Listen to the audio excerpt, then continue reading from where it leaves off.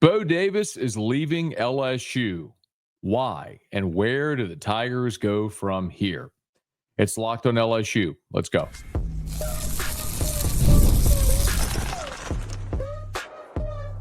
You are Locked on LSU, your daily podcast on the LSU Tigers. Part of the Locked on Podcast Network, your team every day. Okay, let's get it. It is Locked on LSU, your team every day. I'm your host, Matt Moscona. Thanks so much for making us your first listen. We are free, available wherever you get great podcasts, of course, on YouTube as well. So please subscribe. As always, one of the fastest ways to help us grow is by leaving your comments below. So thank you sincerely for that. Tiger baseball with a big weekend series up in Frisco. Preview LSU and K-State Friday night game here in just a smidge. BetOnline has updated their college football win totals for 2025, and you are not going to like what they have to say about LSU. We'll get to that here as well.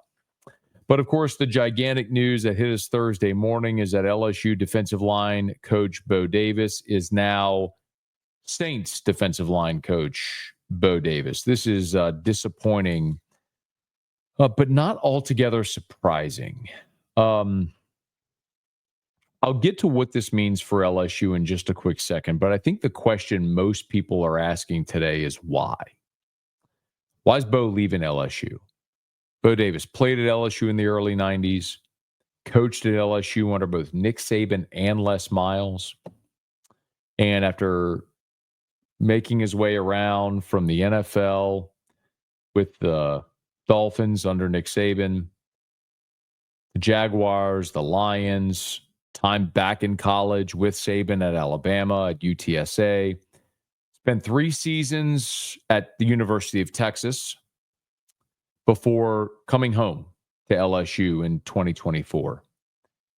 And 13 months after LSU brought him back to Baton Rouge, making Bo Davis the highest paid defensive line coach in the country at $1.25 million per year. He's off to the NFL. Y'all, it is just a product of the time. Doesn't make it easier. Doesn't mean you're going to like this, but I mean, Nick Saban retired because he was sick of NIL and what college football has become. Jim Larrañaga from Miami retired in the middle of the season for the same reason. Chip Kelly went from being the head coach at UCLA to the OC at Ohio State to now an OC in the NFL because he wanted to get out of the college game. Jeff Hafley was the head coach at Boston College, went to be the DC at the Green Bay Packers because he wanted to get out of the college game. When Kalen DeBose took the Alabama job last year, he hired Kane Womack and Maurice Lindquist. They were the head coaches at South Alabama and Buffalo, respectively, and they left their head coaching jobs to be assistants because it's better to be an assistant at Alabama today, allegedly, than a head coach at a G5 trying to keep pace. Sean Elliott left Georgia State, where he was the head coach, to be a position coach at South Carolina. Jerry Kill had a 10-win season as the head coach at New Mexico State. He left to be a consultant at Vanderbilt. It's not every coach. It's not even a majority of coaches. I just listed Saban, Larrañaga, Kelly, Hafley, Womack, Lindquist, Elliott, Kill. It's 8. I just listed 8. There's thousands of college football coaches, and all of them are trying to fight the same thing: how to modernize in this new era of NIL, rev share. They're trying to navigate it. But for some of the old heads who have been around for a long time, it's very difficult. They grew up in a different era. They coached in a different era. And now at this point in their career, after decades of tilling the soil and planting their seed and cultivating everything, now like that, it changes so dramatically. A lot of them just don't have the stomach for it. And Bo Davis is one of them. You know, Bo's in his mid-50s. And, you know, all the conversations I've had, it's just very clear. Bo Davis doesn't like NIL. He doesn't like having to deal with agents and reps. Bo has a reputation as a great recruiter. Well, recruiting is no longer about cultivating a relationship. It's about the bottom line. There's no greater example of that than Bryce Underwood. I mean, my goodness, nobody had a better relationship with that young guy than Joe Sloan. LSU invested 3 years of resources in recruiting Bryce Underwood. They had him committed for a solid year. He didn't even take a visit to Michigan. The campus is 30 minutes from his hometown, didn't take a visit for a solid year. Why? He didn't want to go to Michigan until the third richest guy in the world dropped $12 million on his lap. Then all of a sudden, Michigan looked pretty good. It's the nature of it. By the way, I'm not complaining.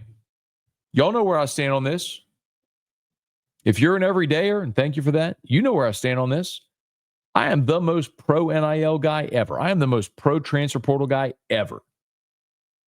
And as bad as it sucks today because that cost you a great coach, the opposite's also true. You want to know why we're optimistic about LSU in 2025? NIL in the transfer portal. Because LSU just went and spent a buttload of money on a transfer portal class that's going to hopefully help this team win a championship. Portal giveth, portal taketh away. But it doesn't change the fact that for some older coaches, it's just difficult to exist in this era where there's no glory in development. Kids can leave whenever they want, but you can't cut them if they stink. I mean, that's how it is in the NFL. You can't do it in college. The other part of it is financial. Bo is getting $1.25 million at LSU this year. It was increasing $100K per year.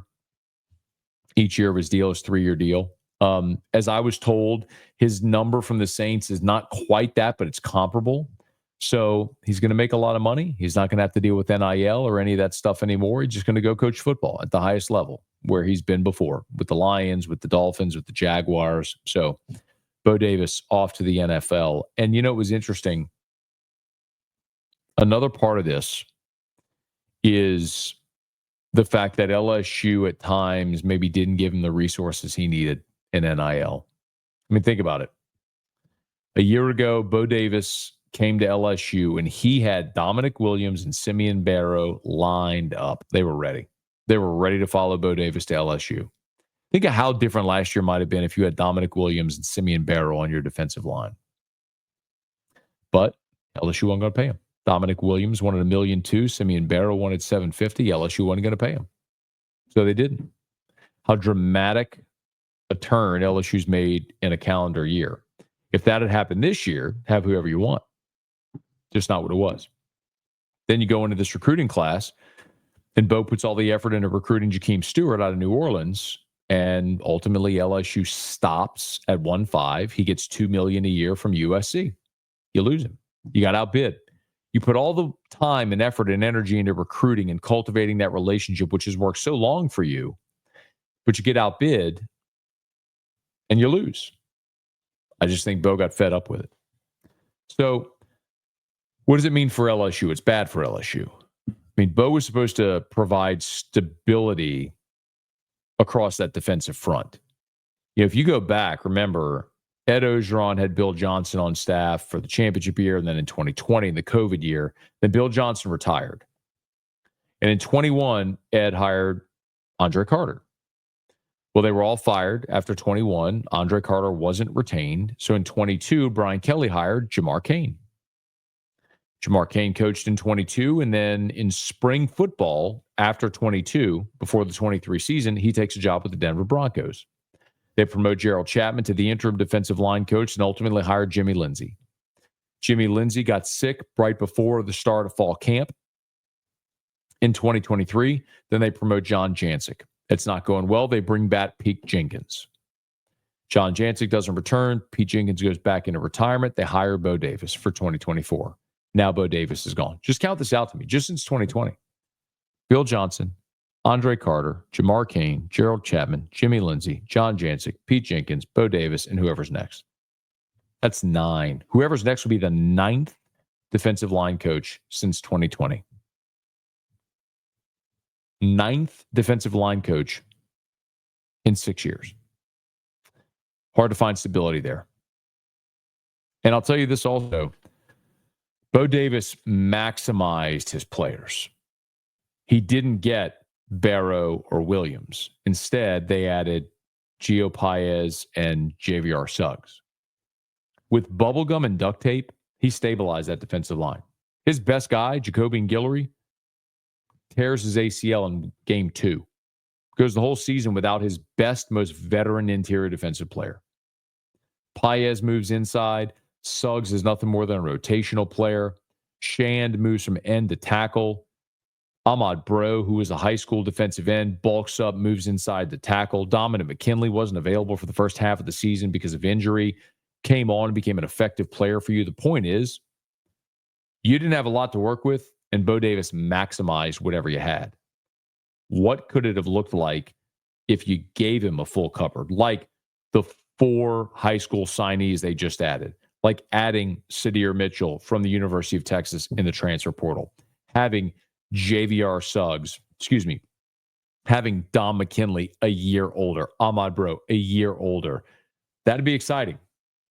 But unfortunately for LSU, Bo Davis has an opportunity to go to the NFL, make comparable money in his home state, not far from his son, who's a student at Southeastern.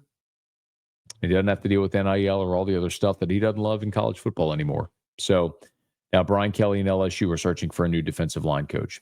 As we learn of names that could be in line to take that job, we'll talk about it right here. It's Locked In LSU, your team every day.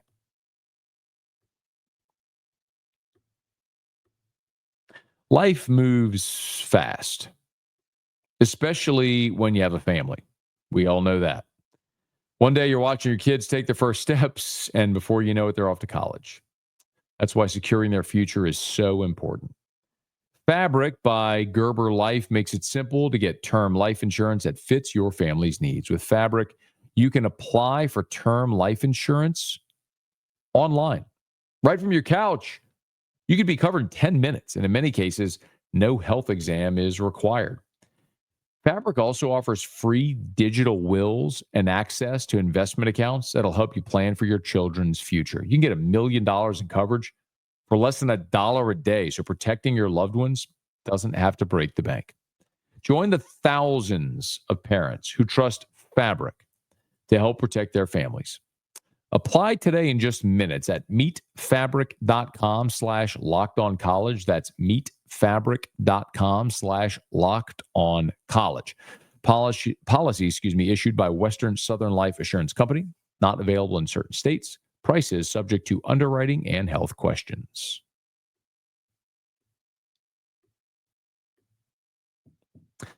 As we steamroll toward the 2025 college football season, boy, was it interesting to see this today. Simultaneously, there were 2 sort of futures projections that came out.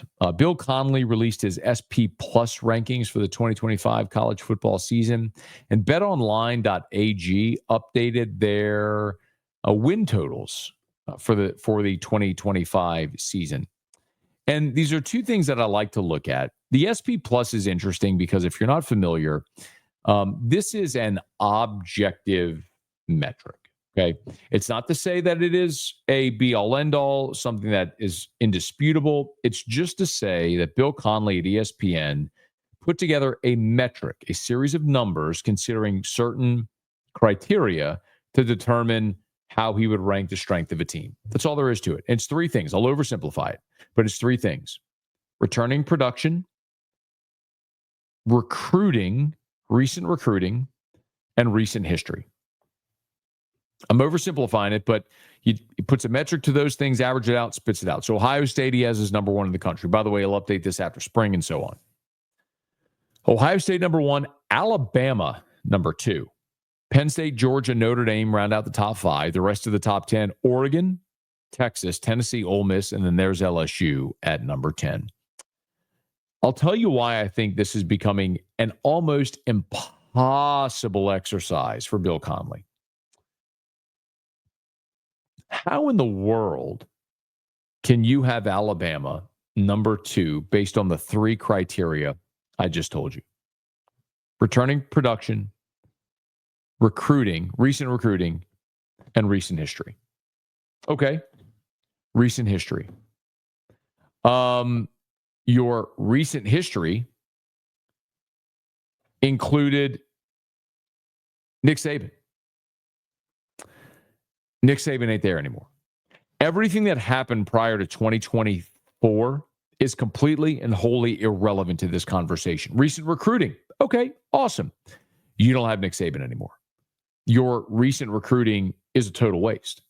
And then if I look at returning production, Alabama's not high on returning production list. The bottom line is you're looking at a team that has lost almost the entire roster since Nick Saban was there over 13 months, a team that saw its recruiting in 1 year after Nick Saban backslide, and a team that's, if you want to count on its recent history, you're counting Nick Saban, who's no longer there. So what actually are we talking about? LSU 10th on this list. You want to look at some other opponents? Clemson 11, Texas A&M 12, South Carolina 16, Florida 17, Oklahoma 20. Oh, there's a lot of teams LSU is going to play that are high on that SP Plus ranking. My point is, well, I think Bill Conley, when he started this, was off to something pretty smart. It's completely, well, almost completely nullified and irrelevant now because all of the variables he considered have changed so dramatically because of NIL and the transfer portal. So what does it really matter? Well, this is one thing that is probably going to catch a lot of LSU fans off guard. On Thursday, betonline.ag updated its season win totals for 2025, basically the number that people can bet over or under. So, for example, Georgia's at 10. You could bet Georgia over or under 10 wins. Take your pick. Texas is at 10. You bet Texas over or under 10 wins. Take your bet. Arkansas opened up at 5.5. They're still at 5.5, just as a for instance. What's interesting about LSU is that LSU opened at 9.5, which makes a lot of sense. Is LSU going to go over or under 9.5? Meaning, are they going to be 10-2 or 9-3? They're Ole Miss from a year ago, an Ole Miss team that finished 9-3, but man, did they blow it on the road against LSU? Did they blow it on the road against Florida? Did they blow it at home against Kentucky? The 3 losses they had, they probably should have won all those games. Win one of them, you're 10-2, you're in the playoff. So basically, that's the question. Is LSU Ole Miss from a year ago? Or do they go under 8.5 to 8 wins? Are they just a massive national failure? I'll tell you this much. I don't know what's going to happen for LSU in 2025. I don't have a crystal ball. I can make my guess like a lot of you will, and we'll continue to gather information. I'll know more after spring ball, and then as we move into the summer and summer workouts, and there'll be health, and there'll be a spring portal window, and they'll no doubt add more people, and we'll learn more about what the offensive line is going to look like and how Nussmeier looks and some of these weapons. There's a lot that we'll learn still about this team, but I'll tell you this much. This much I know that is an absolute certainty. Is not even debatable, is the fact that this is an LSU team that has the number 1 returning passer in college football, a team that has a freshman All-America returning at running back, its top receiver and Aaron Anderson back, when it added 2 of the top receivers in the portal, and Nick Anderson and Barry and Brown, a team that added 2 tight ends to go along with Trey'Dez Green, who's a freak show. A team that added 2 starting offensive linemen in Braylon Moore and Josh Thompson to go along with a very talented group behind them. A team that defensively is returning your best defensive player in Whit Weeks, that's returning Harold Perkins off of injury, that's returning Jacobian Guillory off of injury, who'll be a 6th-year defensive lineman, that added 3 elite veteran defensive edge rushers out of the transfer portal, a team that is bringing in a 5-star freshman cornerback, a team that is bringing in one of the top portal cornerbacks in the country in Jakeem Jackson, a team that's bringing in one of the top safeties in the country in Mansour Delane, who could play cornerback or safety. You are looking at a team at LSU that if they go under 8.5, this is a cataclysmic failure, and it is fair to look at Brian Kelly and say, will you ever get this team to a championship?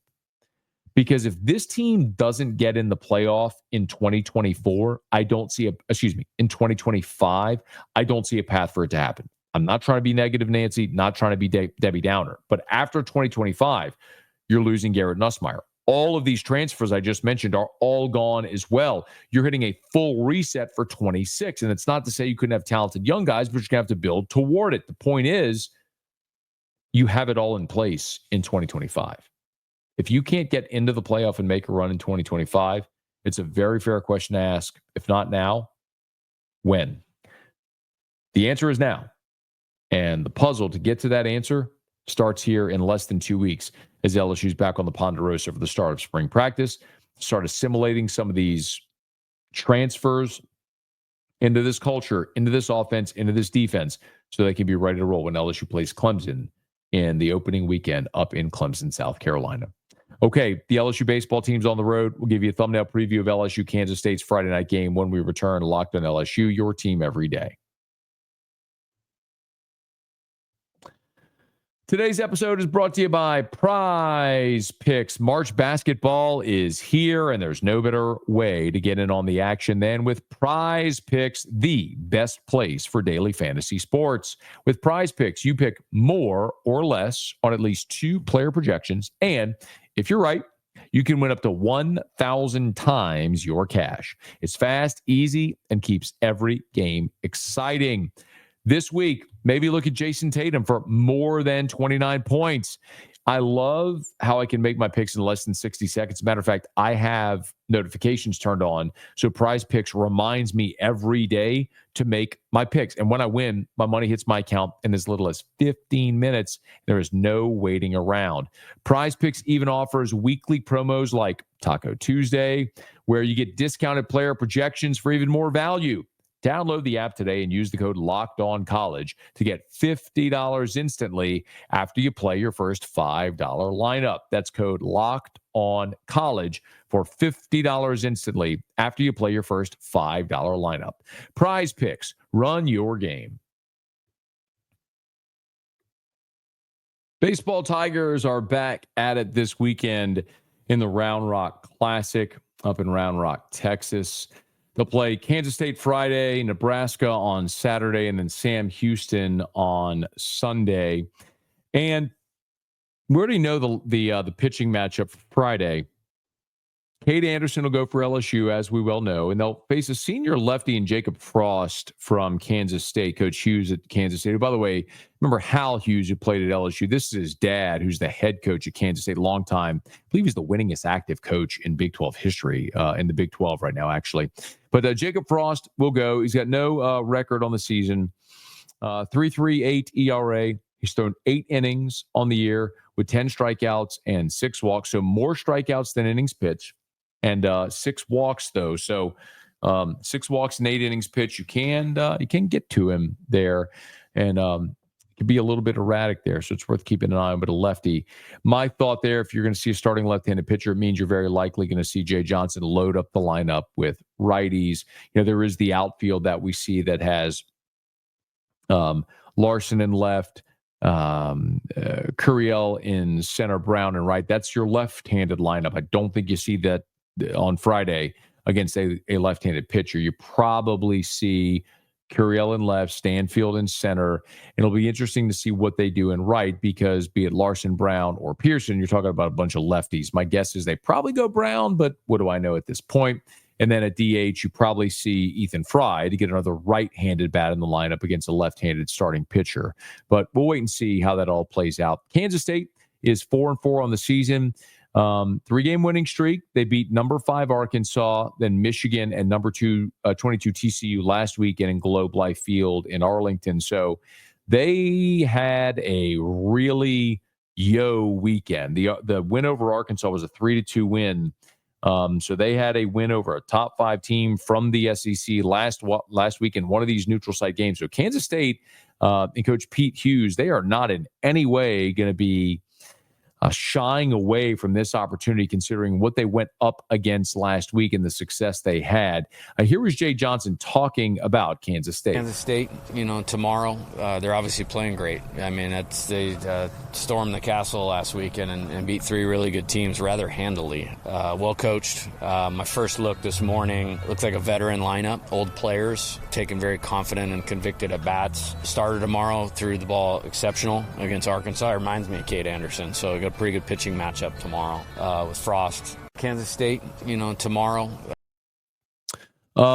The Frost, the pitcher he's talking about, is the veteran lefty. So it reminds him of Cade Anderson, by the way. Here was Jay on the next step he wants to see from his sophomore lefty. It's more as we get into the season, continue to recover well and be the same guy every time out. He doesn't need to do any more or try to do any more with the velocity or the pitch mix or any of that. It's just maintaining and sustaining who he is right now as we go along. And he's done a great job with his conditioning, and I think he will do that. But for me, can he repeat his best self every time he goes out?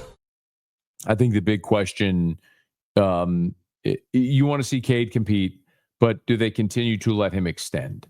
Right? All the starters the opening weekend went 5 innings. They let them extend in week 2 beyond that. How much more do they let Cade Anderson extend Friday night against Kansas State is something worth keeping an eye on. And this is a Kansas State offense that hasn't been great this year. Collectively hitting just .269, 17 doubles, 6 homers, 10 steals, and 16 attempts. That they're pretty active on the base paths.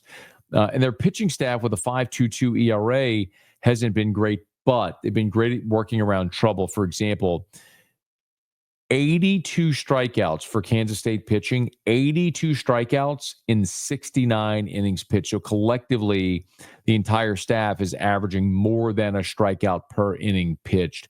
Keep an eye on Max Martin. Maximus Martin is his name. He's hitting .444 on the season. Then infielder Seth Dardar is one worth keeping an eye on. He's a Mandeville native. He's batting .407. He's got 3 doubles, 2 homers, and 4 RBI. So a Louisiana kid who's out in Kansas, in Manhattan, Kansas, playing for Kansas State. Seth Dardar is one worth keeping an eye on. But another great opportunity for LSU, and I'll say it again, I love going to play these types of games in the pre-conference because it gets you set for SEC play, for regional play, for super regional play. You can't simulate that in an inter-squad scrimmage. You can't simulate that feeling on a Monday night against Nichols or a Tuesday night against Southern. When you go on the road to a beautiful minor league ballpark in front of a packed crowd and you're playing a ranked opponent that just knocked off 3 big-name opponents, including a top 5 team from the SEC a weekend ago, that's going to get your attention. It's a great opportunity for LSU to see how they fare in a weekend like this, and it starts with Kansas State on Friday. Of course, we'll be watching, and as soon as that game goes final, we'll fire up a live stream for the post game, and we'd love to talk to you about it here. As a matter of fact, let me correct myself. The game starts at 2 o'clock on Friday, so I'll still be on air on radio when that game goes final. So as soon as I get off air, I'll fire up a post game live stream here on the Locked On LSU YouTube channel for all those who are watching on YouTube. Thank you for that. Hey, thanks for making us your first listen. Now for your second listen, how about you go check out Locked On College Basketball? You can find Locked On College Basketball on YouTube or wherever you listen to podcasts. Speaking of which, if you're on podcast, please subscribe on your favorite podcast app. Rate us, leave a review. If you're on YouTube, smash that like button, subscribe to the channel, hit the bell so you're notified whenever we post a new video, and let a friend know if they love the Tigers. We got you here every single day for Locked On LSU, your team every day.